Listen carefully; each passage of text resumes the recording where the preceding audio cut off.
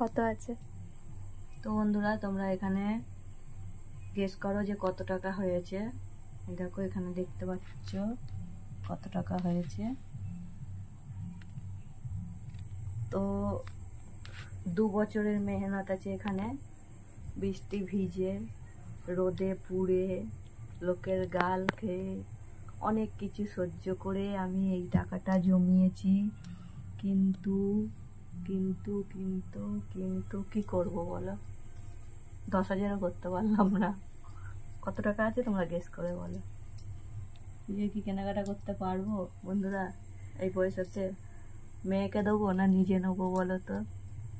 বাজারের অবস্থা খুব খারাপ।